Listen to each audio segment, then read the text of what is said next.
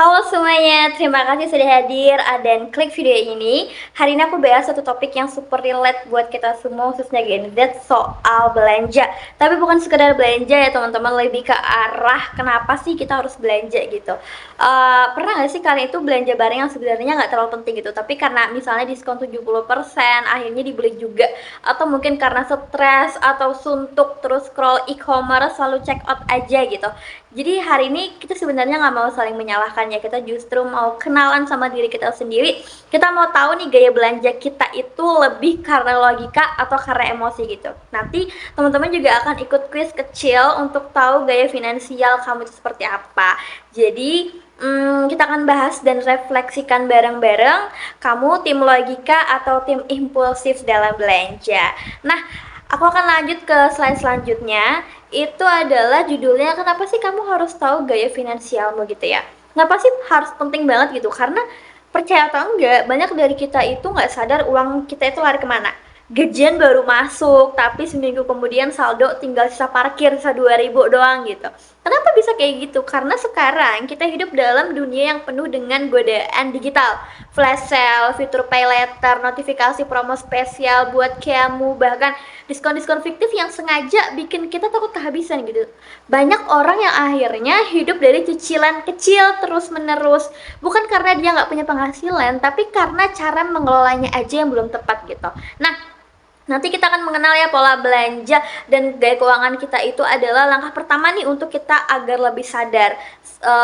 Masalahnya adalah self awareness finansial itu penting banget kalau kita mau jadi generasi yang melek sama uang gitu. Bukan cuma kerja keras, tapi gimana caranya kita kerja cerdas ngatur hasil dari penghasilan-penghasilan kerja kita. Nah, aku mau lanjut ke slide selanjutnya. Itu adalah tes gaya finansial kamu. Nah, sekarang kita akan tes gaya finansial kita. Aku ada 3 pertanyaan buat teman-teman ya. Tugas kita gampang banget, tinggal pilih jawaban A, B, atau C. Nggak ada jawaban benar ataupun salah. Nanti kita hitung poinnya di akhir ya.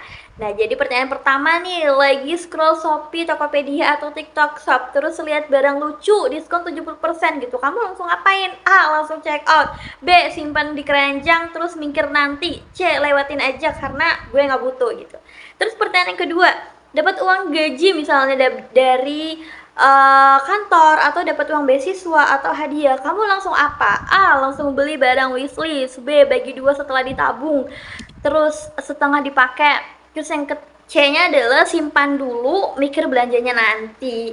Nah, pertanyaan ketiga, saat kamu stres atau capek, kamu akan ngapain nih? A, belanja biar happy. B, nonton YouTube atau main game gratis. C, journaling, tidur, atau curhat sama teman. Nah, jadi teman-teman boleh totalin dulu poinnya berapa. Jawaban A 1 poin, jawaban B 2 poin, jawaban C 3 poin. Jadi maksimal nilainya adalah 9. Kita akan bahas artinya di slide berikutnya. Jadi aku kasih teman-teman waktu 10 detik buat ngitung berapa poin kalian di sesi quiz hari ini.